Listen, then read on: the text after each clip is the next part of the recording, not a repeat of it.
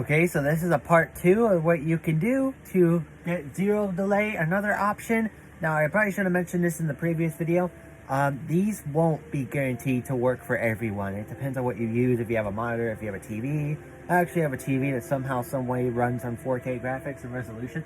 But what you want to do is you want to go into your settings down here. And you're going to want to go in there. I've already done most of this. So what you're going to want to do is, first off, if you have motion blur on, turn that off. And if you want to have just anything unnecessary, turn all that off that you don't need, like colorblind mode. Only a select amount of players actually use it. I know my cousin Christopher was one of the people who did it. I'm actually going to set this to 0 right now, just in case. Report performance stats, always have that off. Show FPS off because you don't really need it. You're going to go to audio. You're going to want to do subtitles and copy all these settings right here. Got these from the videos, okay? And then you're going to want to make sure that you have visualized sound effects off, okay? They're helpful, but I saw in the video, apparently they are not worthy enough because your game doesn't process it enough. Like, apparently there's more for it to, like, kind of process. It's so weird. And make sure you have the voice reporting off, and, you know, just anything, again, anything that really is unnecessary, you're going to want to have off that you don't need right away, like voice chat. Unless you're going to want to have it on, like, if you're talking to somebody else, absolutely have it on so they can hear you. But generally, you're going to want to keep it off. I myself just grind play by myself and don't really do much. Licensed audio, if you're not doing anything, like playing Fortnite, making a YouTube video, probably just have that off or something. Because, I don't know, it depends on what happens. So, like, I'll keep it on for now, but as I haven't really used it. Okay? So then we move over. And then you're going to want to, basically all these can stay the same, but disable pre-edit option, you're going to want to disable that because apparently, again, more of a process. I don't know what else they said about it. I have it off. I apparently not sure what it has to do with, but have it off.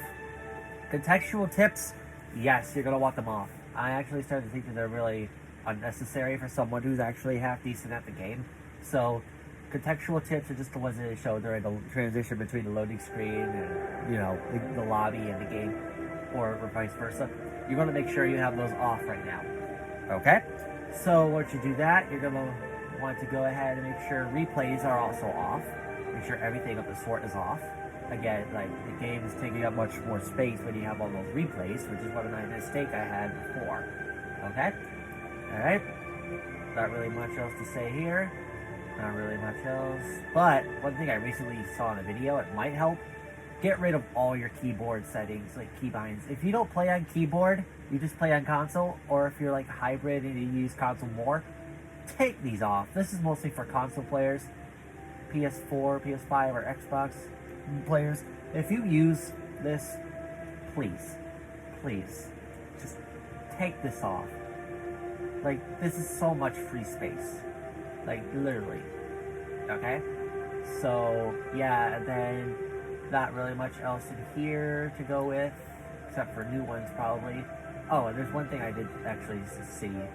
Allow personalization of experiences and personalization of purchase recommendation. You should have these off, alright? Because we don't, it's not even just because of the storage reasoning. It's also because you want to have your privacy respected. So go ahead and do those.